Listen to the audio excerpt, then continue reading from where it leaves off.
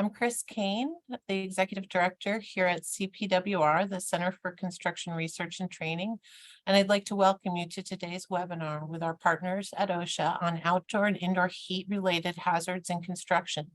Thank you for joining us. In April 2022, OSHA began a National Emphasis Program, or NEP for short, aimed at protecting workers from heat-related hazards in outdoor and indoor workplaces. In support of that NEP and in an effort to reduce heat-related illnesses at work, both OSHA and CPWR have engaged in a number of activities, which you'll hear more about today from myself and our presenter, Gary Orr, health scientist with the Directorate of Enforcement from OSHA's National Office. This webinar is being recorded and will be posted on our site and shared in a follow-up email with everyone who registered. We will drop the link to CPWR's webinars page where you can find all of our past recordings and information on upcoming events in the chat, along with other relevant links as we go. You may have seen that we have a simultaneous translation option for Spanish audio available today. If you want to take advantage of that, you have to join the meeting audio through your computer audio or VoIP. You cannot listen to language interpretation if you use the dial-in or call me phone audio features. To switch to Spanish audio, visit your webinar controls and click interpretation. Then click the language that you would like to hear.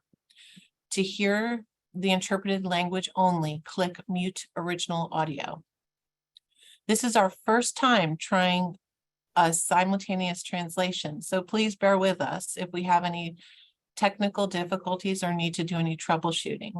And also feel free to provide feedback on your experience so we know if improvements are needed in the future by replying to your webinar confirmation or reminder emails. All attendees are automatically muted for the duration of the event, but please feel free to type in to the question and answer box at any time. We did receive a good number of questions during the registration, so we may not have time for live questions today, but if we do, we will get to them. But we also keep in mind questions that we don't get to and that we receive to use to help us inform future webinars. And with that, I'm going to go over a couple of slides on CPWR resources before I turn it over to Gary. So the first slide you see is a depiction of CPWR's heat hazard topics page. It has a number of resources specific to preventing heat-related illnesses in the construction industry. This page includes information not only on CPWR resources, but also key web pages and resources from NIOSH, OSHA, and our other partners. It's organized by topic and corresponds loosely to the topics covered in CPWR's new checklists, so that as users fill out the checklist, they can refer back to the page for additional information as needed. These checklists are modeled after a checklist OSHA put out for general industry last year. But these are specific to the construction industry and try to address some of the challenges associated with things like mobile job sites. We've split them into two. The first is an overall heat-related illness prevention program checklist, which helps employers think through establishing a program before work begins. And the second checklist is for daily use and includes a job site exposure assessment and steps to protect workers. CPWR has also published a number of useful training resources in both English and Spanish, including toolbox talks on hot weather, skin cancer, and lightning. We also have infographics or posters and hazard alert cards that can be handed out to workers. And we've done a few webinars prior to this one, which are available on YouTube to watch on demand. With that, I'm going to hand it over to Gary, who will talk about OSHA's National Emphasis Program, and then we'll move on to questions and answers. So Gary, you can start sharing your slides and the floor is yours. Well, Chris, thank you so much. Yep, let me do that. So let me do one thing at a time here. And we'll get started. Okay, I think we're ready. Chris, Jessica, thank you so much for inviting OSHA. You guys do such great work in this area, and it's a real honor to be here with you. And as a lot of us are in a heat dome, I saw some people putting in their heat in the chat, and I thought I was hot at 90, and some of these people are showing 115 and even hotter. So we're having some really hot days. So this is really a timely presentation, and we really appreciate the opportunity. So let's get into it. I want to get through the slides. I won't go through quickly, but I'll try to move through it without too much interruption so we can get to questions. I just want to give you a little bit of history. So there was a panel that was pulled together in 1973, and in 74 they put out recommendations to OSHA. So I just put that in there so that you can recognize this topic's been around for quite a long time. OSHA's done a great deal on it, but this idea of trying to set guidance and standards is a difficult one, as you guys know, and it's one of those things that OSHA has been dealing with. So we talk a lot more about how we can provide information, just like you do at CPWR. So we have the heat illness prevention campaign, and that started in 2011. And so we've really tried to get information out in enforcement programs. We provide memos to the field, reminding them that that these hot days are coming, and they need to start looking at not only at the workplaces around them, but even our own compliance officers. We have to make sure they're protected on these very hot days. There's been a lot of legislative interest over the years. Senate and House bills have been put forth. We've had petitions to do emergency temporary standards. And as you probably know, in October of 2021, a proposed heat rule appeared on the regulatory agenda. And just an update to that, if you go to osha.gov/heat/ it's a briefer for the Small Business Regulatory Enforcement Act, is what we're trying to do is pull together, the people in standards and guidance are trying to pull together the small business meeting to have small businesses talk about the things that are important to them, the things that they can do, the things they are doing, the things that would be difficult for them to do. So it's important that if you have a small business, that you interact with OSHA, and if it's possible to attend one of these small business meetings, to try to attend that and get your voice heard. This is a very important topic to the White House. There was an executive order that was issued about climate crisis. The Department of Labor developed a climate action plan. And what we've been trying to do is work on various tools that we can have at our discretion to try to help workers not only understand some of the problems with heat, but also provide our compliance officers with information that they can go out and provide to employers as well. And so we've been a part of the Extreme Heat Interagency Working Group. It's a group that is really more focused on looking at what a variety of agencies, FEMA, EPA, CDC can do in trying to create environments where people can get out of the heat. And so this is kind of a longer term look. OSHA probably, our role in there is much shorter term in looking at what we can do with employers on the job right now. And so that's really been our focus, is to try to understand what we can do with employers to try to get information out to them about heat. So some of the things that we've been working on, sorry, I moved a little quickly there, is that part of the NACOSH, the National Advisory Group to OSHA, there's a working group that's providing information to OSHA about things that we can do. They've focused a lot on the standard and guidance issues, but have also been working with enforcement. We had a heat forum back last year, a little over a year ago. There have been the Susan Harwood grants are a great way for people to participate in developing materials that they think might be important to a group. You know, there may be a particular group, there may be roofers or people in agriculture who have very specific needs, and to provide some training for them. And the Susan Harwood grants are an opportunity for that. And we just finished up a Beat the Heat contest where we were trying to reach out to the employer community and ask them, what ways do you communicate to your workers about heat, and try to get some of the best of that so that we can share with other employers. I'm going to spend probably a good bit of time now talking about the National Emphasis Program. It started in September of 2021 with the Heat Enforcement Initiative, where we kind of laid the groundwork for what we were going to do in terms of enforcement. That was codified then in April of 2022 with the release of the National Emphasis Program. The program is in the written program. You'll see that it's effective for 3 years. OSHA has the ability to extend that is after 3 years if they feel like that, the emphasis program needs to be continued. So we'll talk quite a bit about that particular program. So one of the things that we've been doing, as I had mentioned to you, is we've talked a lot about water rest shade, and that being kind of the core message that we want to get to employers, that it's very important that those elements are provided in the workplace. And our goal of the NEP is to try to eliminate exposure to heat hazards. One thing that we found is that we were coming in after the fact way too often. So a heat illness had occurred or a fatality had occurred, and then we were coming in and talking to that employer. So we really wanted to try to be more proactive and start looking at opportunities where our compliance officers could help inform employers about things that they could be doing right now to mitigate the heat hazards in their workplace. So the NEP is designed to protect employees in high hazard industries, and we'll talk a little bit more about that.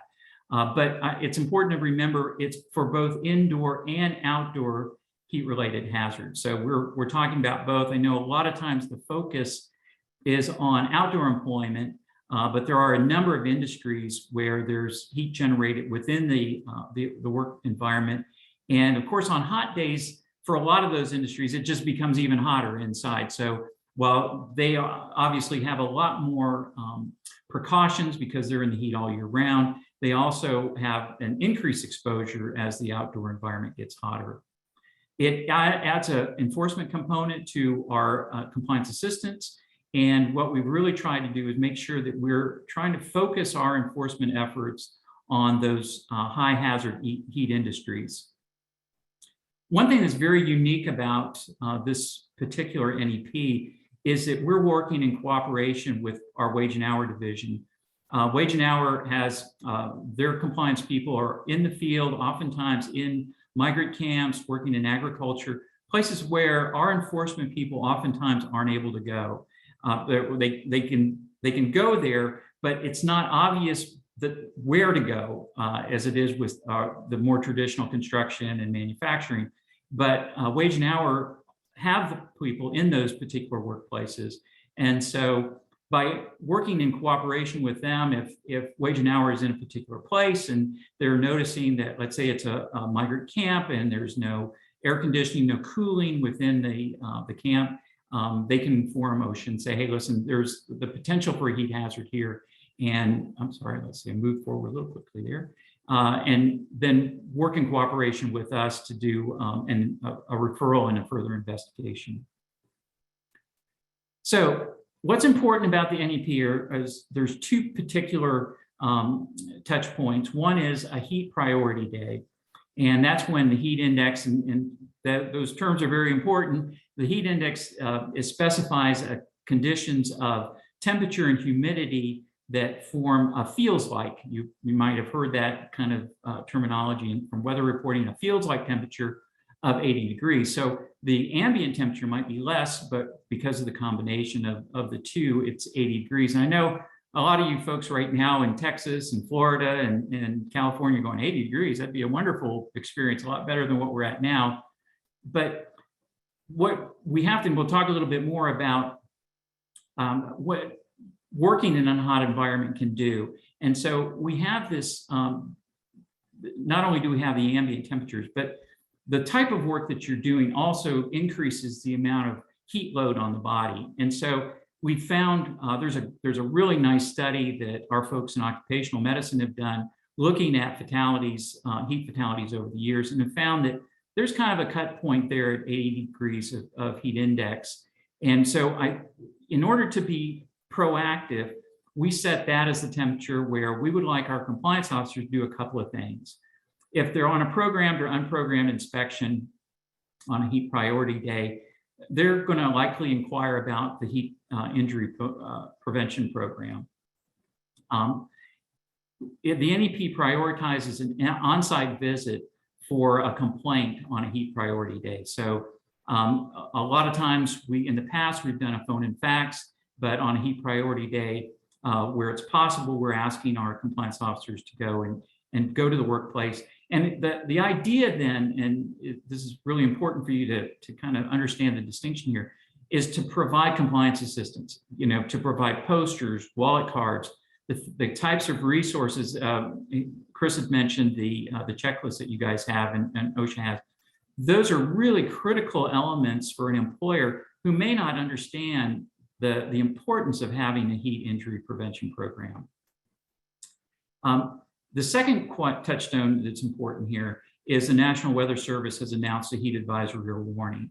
So under those conditions, that's when we're going to start to do program inspections. So there's really the NEP in the Appendix A has three different types of lists. One list is a list of employers in the North American Industrial Classification Codes that we know where those employers are. We know those employers in those particular NAICS codes, and there's a programmed list where our area offices can go and do an inspection, a program inspection. We also have another list, our C target, the construction, where construction sites are within the jurisdiction of an area office, and then a third list of North American classifications that we don't have employers in, but we know that those particular establishments are likely to have high heat hazards. And so it's a local knowledge for the area office. And so any of those three areas are where the area office can develop a program list of employers that they're going to go and do a visit, because we know that there is the high potential for heat hazard in those particular workplaces. So what can you expect if an OSHA compliance officer comes in? They're going to look around. They're going to look for heat sources. Obviously, if this is an outdoor workplace, if they're going by a trenching operation, a roofing operation, they're going to take a lot of measurements of the heat that's existing right there. Exertional heat is one that, again, is I mentioned it earlier, is very critical to try to understand.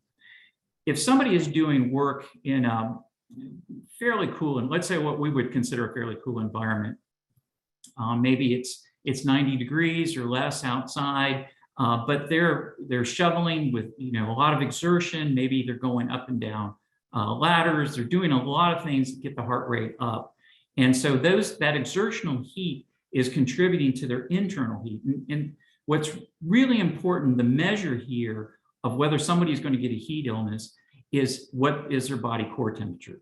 As their body core temperature starts to get over 100, people start to exhibit symptoms. They may have some nausea, they may have some cramping. So it's only, 98.6 up to over 100 is a very small change, but that exertional metabolic heat can really push the core temperature up. They're going to be looking at personal protective equipment. They're going to look at how long people are in the heat. So those are things that they're going to observe when they're on the site. Like any OSHA inspection, they're going to look at OSHA 300 and 301s and any emergency records where there's been an emergency visit, somebody's had to go to the emergency room. They're going to do interviews. We're going to talk about whether employees have had symptoms, any previous incidents of heat illness on the site. Excuse me, let me take a short drink here. And they're going to record the weather conditions. And then finally, they're going to look at what the heat illness prevention program that the employer has. So here's what they're going to look at. Is there a written program? And one of the questions is, does everybody have to have a written program? Well, no.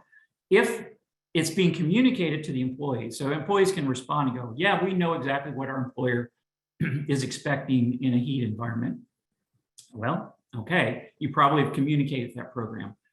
But for most employers, particularly larger employers, you're going to need to have a written program, just so it's communicated across the supervisors, management, employees. Everybody's aware of exactly what you're looking for. And then we're asking that there be cool water accessible on the site. So one question was, what is cool water? Well, typically under 70 degrees would be cool.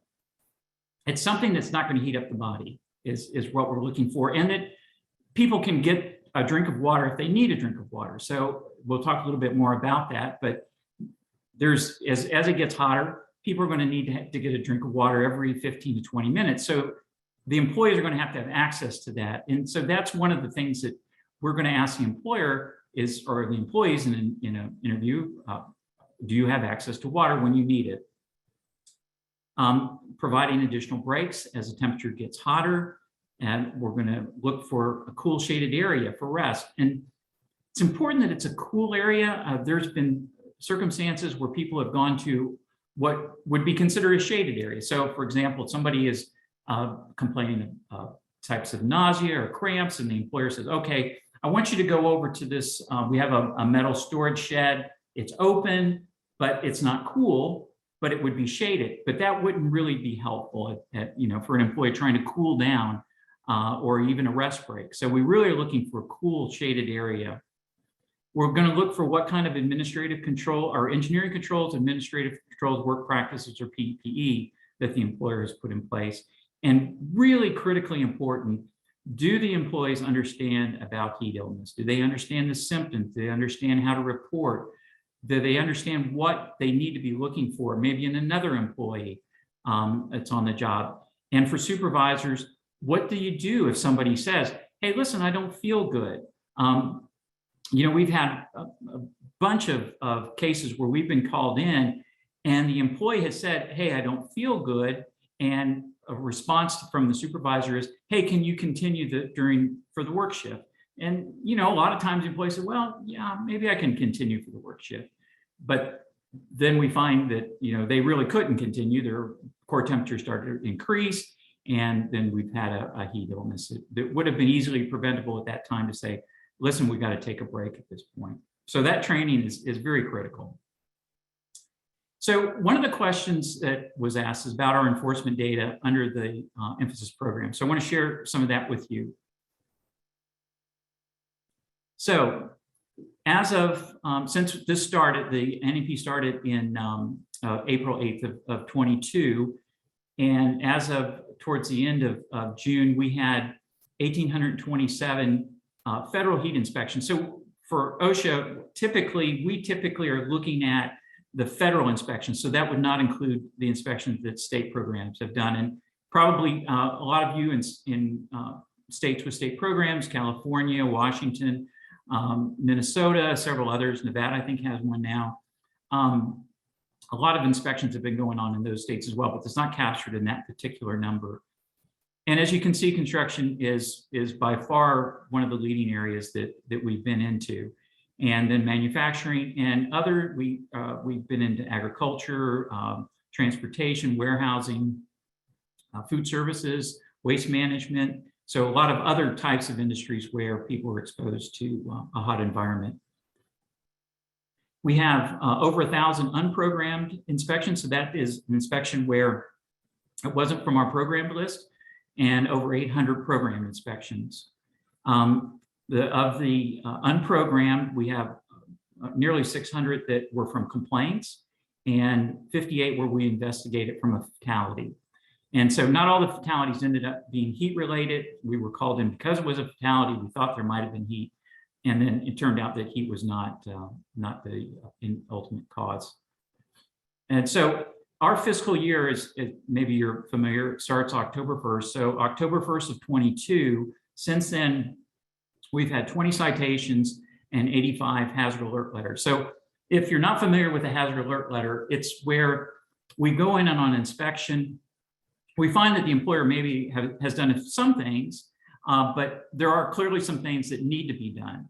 And so we won't write a citation in those cases, but we'll do a hazard alert letter to let the employer officially know, hey, listen, these are things that we saw at your site. You really need to address these things. And we we do have the opportunity to come back and go to that site and follow up to see if the employer has made those recommended changes.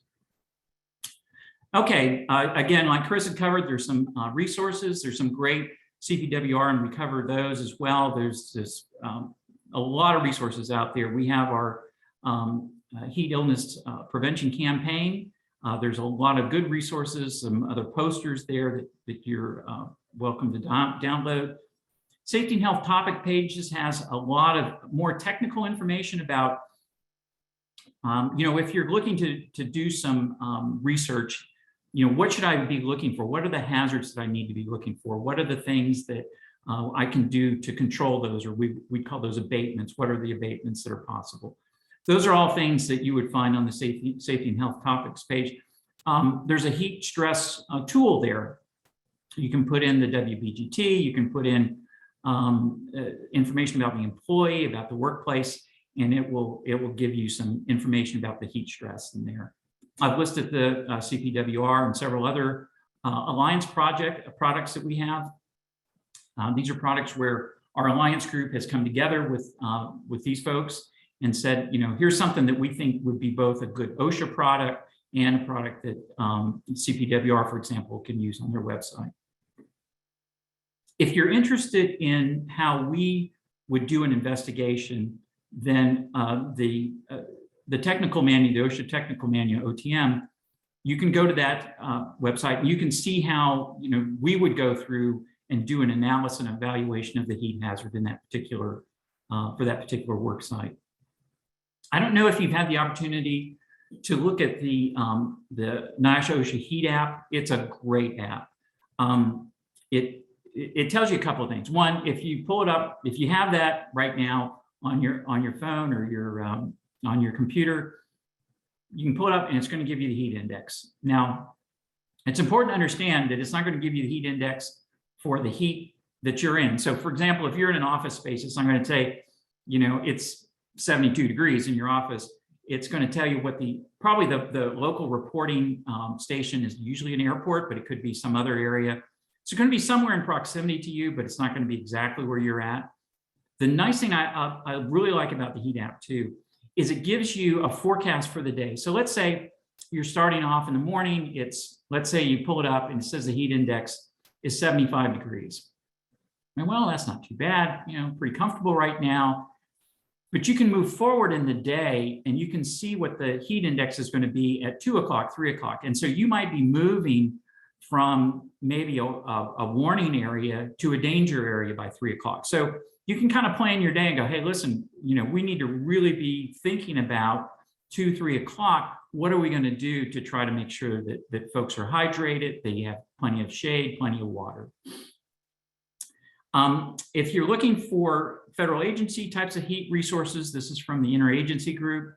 You can go to heat.gov. There's a lot of good resources there that you can download. And I think, Jessica, Chris, I'm going to stop sharing at this point in time. Great, thank you, Gary. A lot of information there, and as I was watching the questions filtering in, some of them, of course, were answered in your presentation. But we've got a lot of additional questions. We'll try to get to some of them, but I'm going to start firing them off at you. This is the time. So from the questions that were received during the registration process, one is under the heading of best practices. As a general contractor, what is your best advice for helping advise our subcontractors about safe practices and resources? Exactly. I think, you've already pointed out some of your checklists. So what an employer would have, if you believe that your subcontractor is not really, they don't have much information about heat illness, sharing those kind of checklists. To me, the really important, the two really important things is the training and that they understand about acclimatization. It's so important that when you have a worker, that worker is able to work in that particular environment. And so, a lot of times subcontractors, they have folks that have been with them for a long time. And they know, hey, this guy or this woman has been acclimatized, has, they've been out in the heat, they're good. But if they're not aware of that, this is just putting that person at really high risk. Great. And I'm going to actually jump over to a similar question, more about the enforcement side. So what are the general contractors and or construction managers' obligations relative to subcontractors? And that's more of an enforcement question than an advice question. Yeah. So, it doesn't change at all in terms of the responsibility. So, we've talked about a lot, and you guys have talked a lot about the multi-employer work site. And so, again, it's really looking at those subcontractors that you have. And if you have a subcontractor that's really on the ball, they've got, good safety and health materials. You've looked at them, you feel very comfortable with them. It's like, these guys are sharp. They really got it covered here. But, you, as a general contractor, you really have to ask those questions and say, hey, listen, do you have a heat injury and illness prevention program? If it's a hot day out.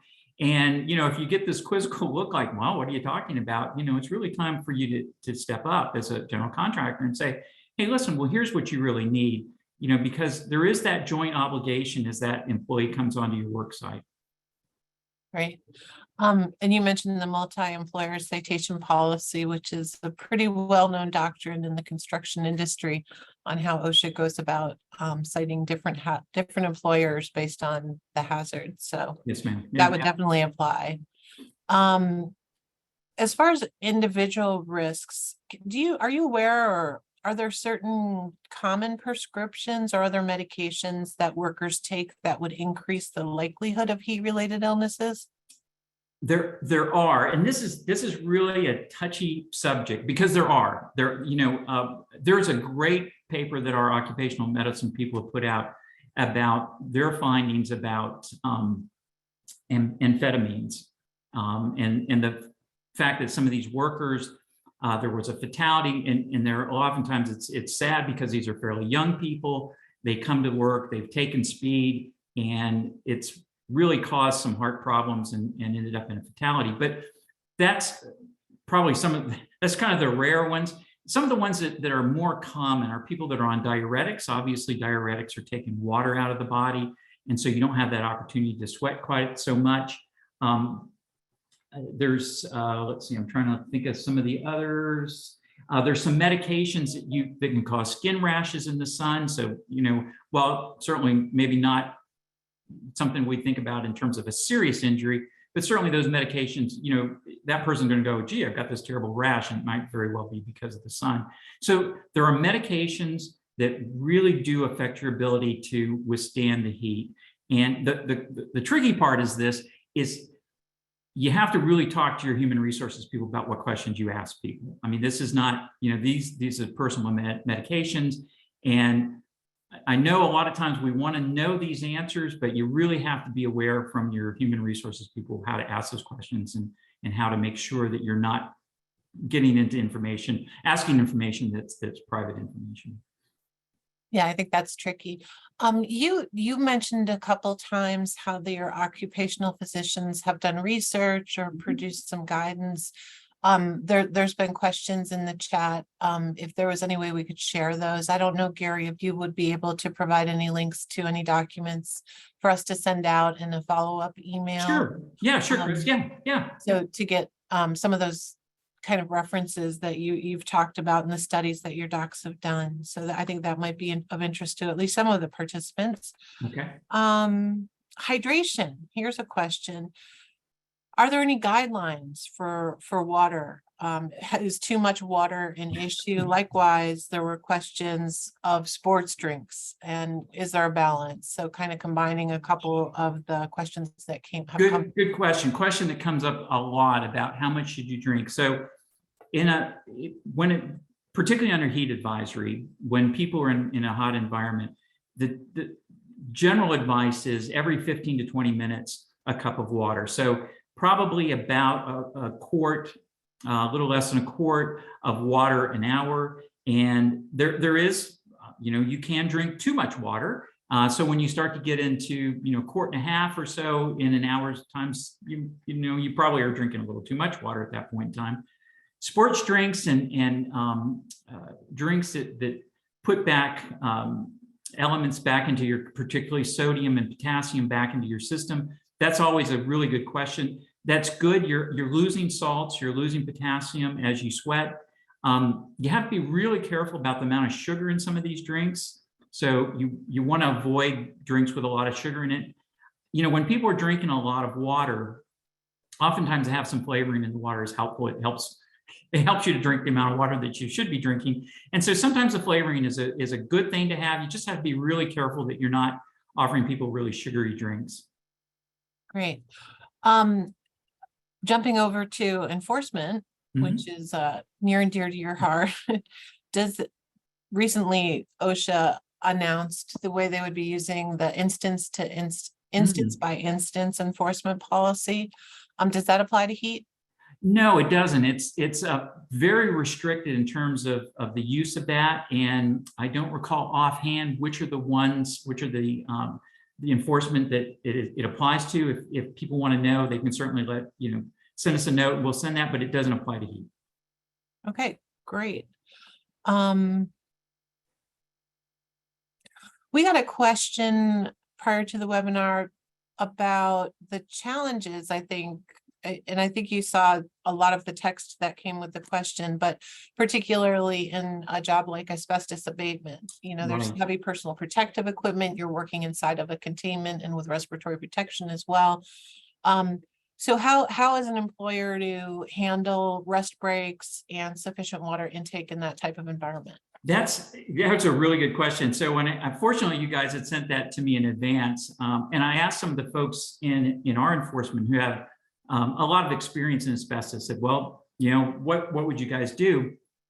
And they said, we don't have a lot of experience with trying to deal with heat in those types of environments where people are, fully clothed. It's hard to get out of the environment.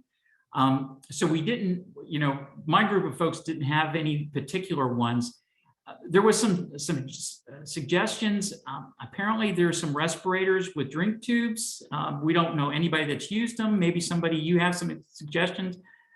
These are, and I know a couple of the questions were very specific about, what do we do about this particular, and in some cases we may know and say, hey, listen, we've had some experience with that, but that's really, I think, Chris, where you guys are so powerful, is to pull together those kinds of, sort of specific types of instances and go, how do we control this? This is a tough situation. And I think that's right. I mean, sometimes some of the questions get answered by the industry itself versus Right. the regulator. Here's one about, I'll just read it verbatim because I don't want to interpret this myself. So why do heat stress presentations fail to discuss medical screening and surveillance of workers with adverse medical conditions? I didn't want to try to interpret that. Right. Yeah, no, it's a good question. It's kind of related to the other one about medications. Certainly people are predisposed to not being able to acclimatize to a hot environment. So, and a lot of, this is sort of a similar question, well, what do we do about acclimatization? Everybody's different. Well, yes, there is some ranges, but people are different in their ability to acclimatize. And some of it's because they have some medical issues. And again, to delve into and ask the employee and say, hey, listen, you need to divulge to us your medical conditions. That really becomes a human resources issue. You really have to talk to somebody and say, okay, where is it that we can ask these questions? What is the question, that is the appropriate question that we need to be asking? Because it certainly does make a difference. Some people are going to have a very difficult time.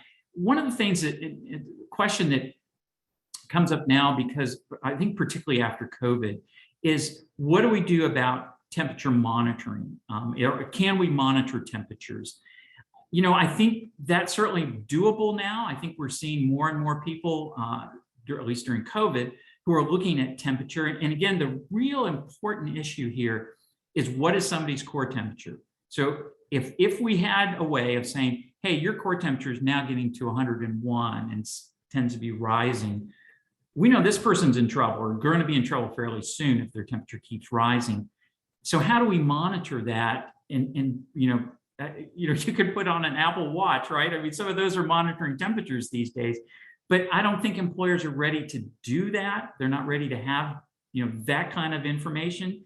So I think, I want to discuss it as much as we can in terms of what's available and how important it is. It's certainly very important, but the limits of what you can do and what you can ask are some things that you probably have to talk to your human resources people about. I think, yeah, and that also came in during the webinar was a question about enforcement and core body temperatures. Is like the question was, and you haven't seen this yet, Gary, so you're getting asked cold.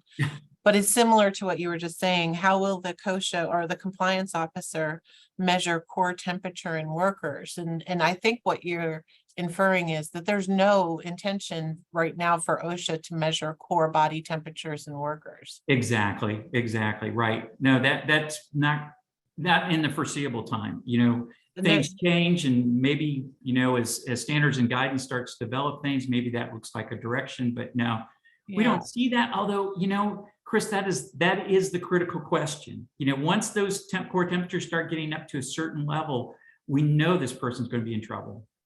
And there is technology that you can do personal monitoring of core body temperature, but it's not being required at this time by OSHA or many contractors. I'm sure some contractors are playing with the technology to see if it helps control heat exposure.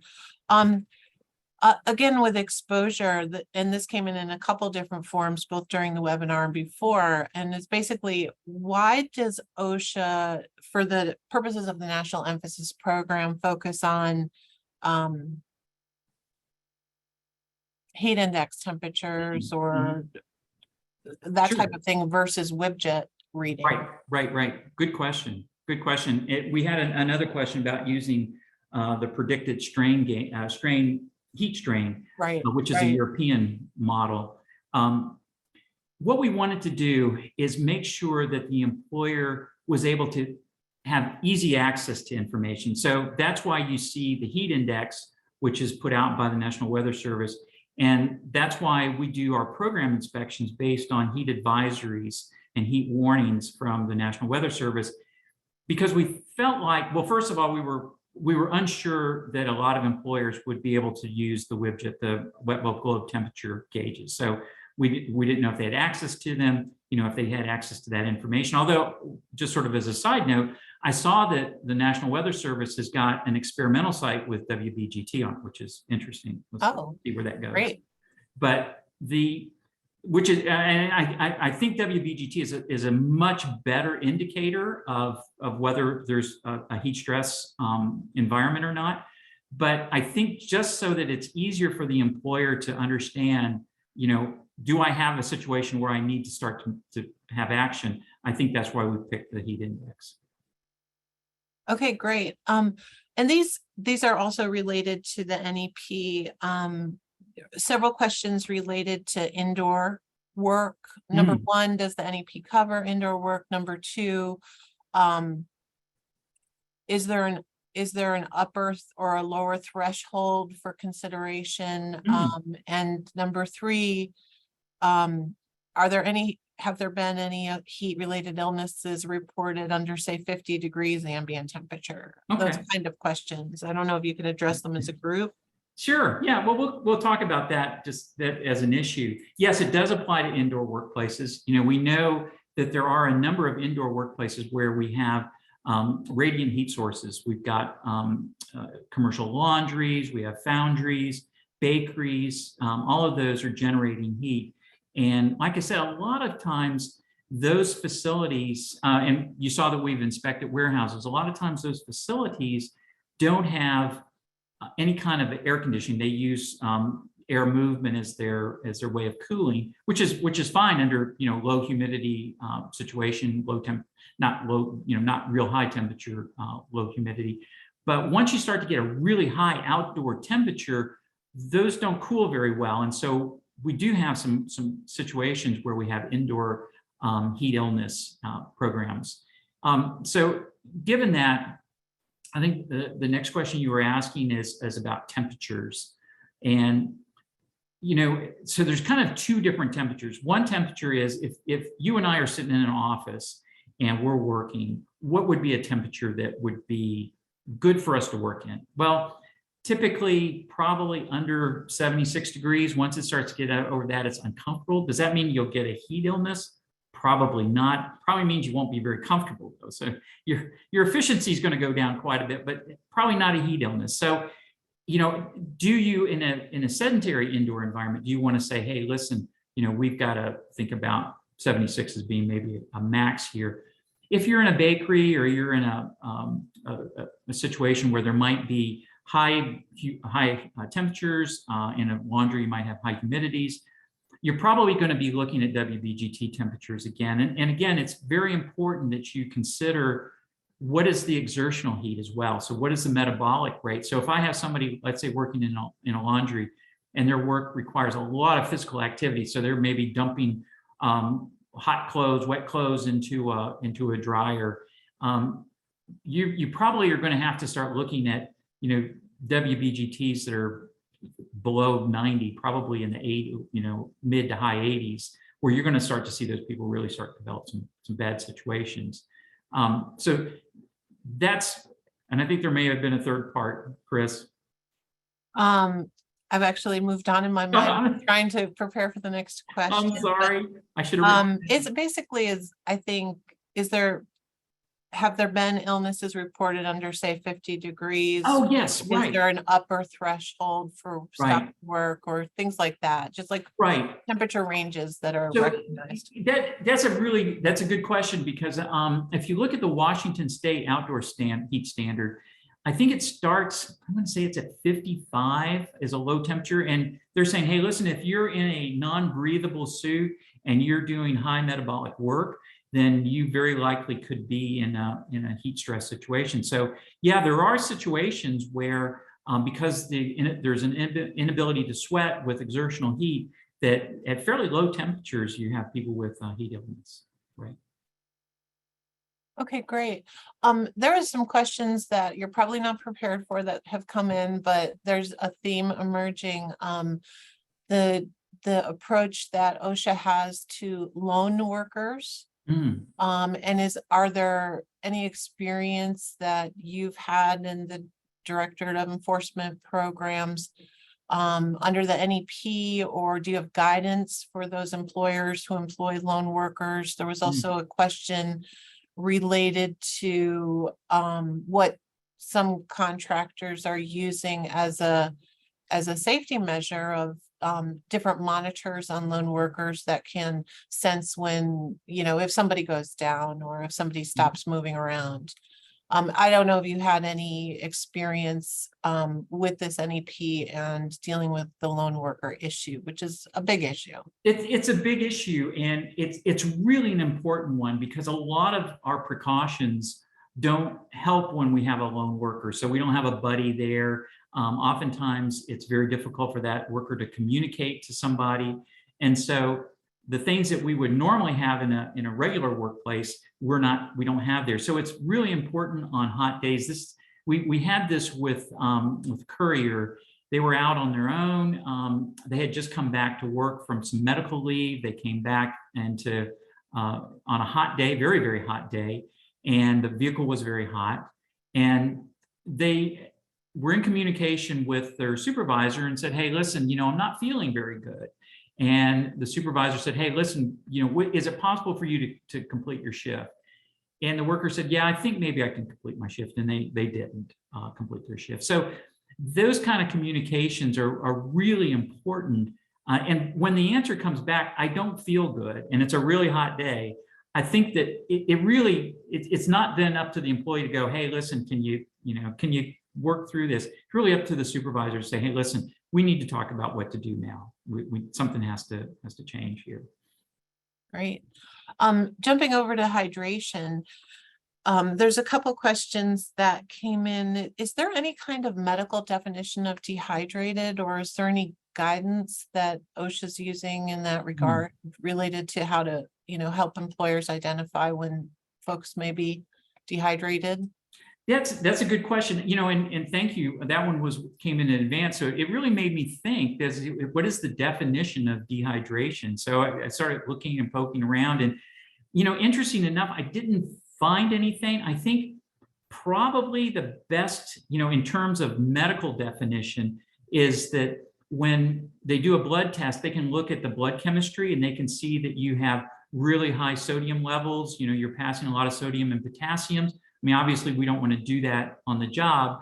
So I think the most common way that people are looking at it is the color of urine. That's probably, and I don't know, I don't recall in your materials if you guys have that. It's a pretty well established when the color is going from kind of a pale yellow to a dark yellow, and certainly when it gets to an orange. That means that you've got a low water volume in the output stream. And so that's a really strong indication that there's dehydration.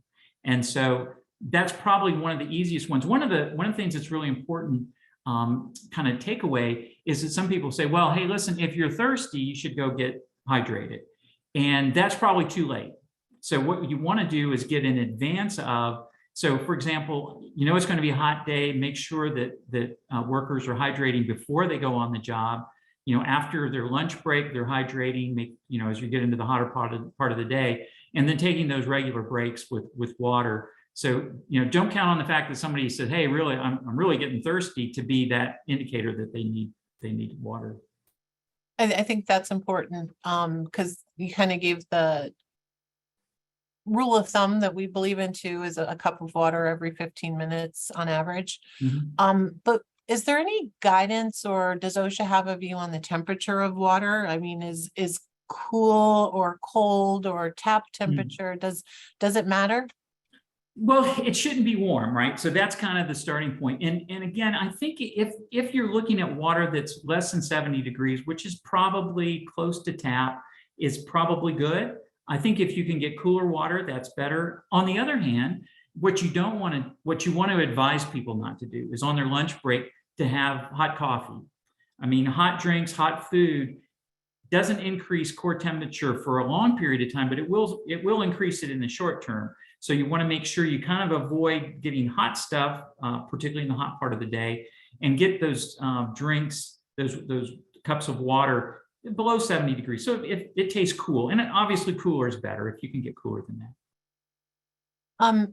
And I guess I'm just trying to assimilate all of the questions that are coming in the chat. So it's as part of the National Emphasis Program in high heat environment, OSHA does say that it's the employer's responsibility to provide water. Yes. I mean, that's clear, right, because there are some questions that came in about that.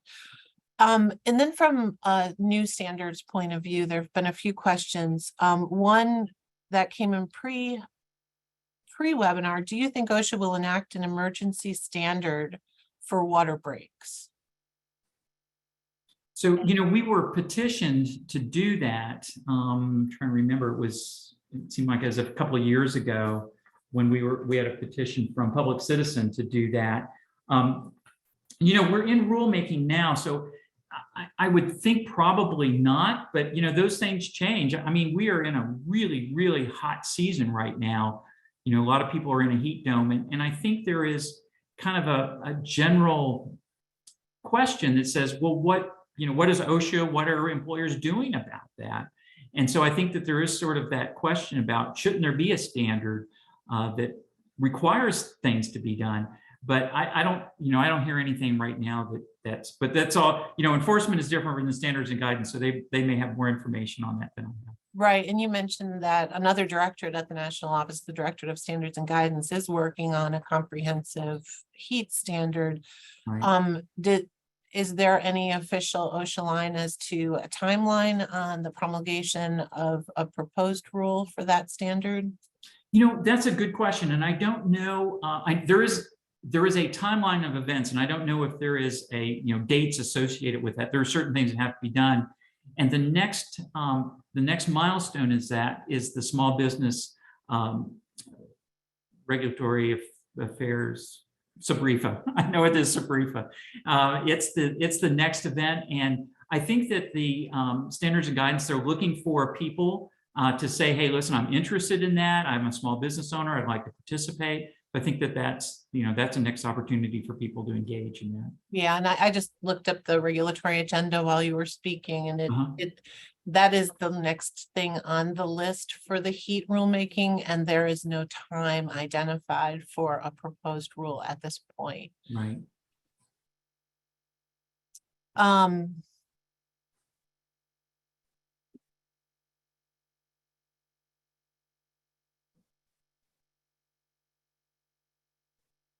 One question that came in the questionnaire is there an example or two that you could describe that was found during an enforcement inspection that resulted in a hazard alert letter? Because you described that the NEP enforcement program has resulted in a number of general duty clause violations and a number of hazard alert letters. Can you describe some examples of what would result in a hazard alert letter? Sure. So to do a citation, there's 4 elements that we are looking for. We're looking that there is a hazard, that the hazard is capable of causing serious injury, that the employer has recognized the hazard, and that there's feasible abatement.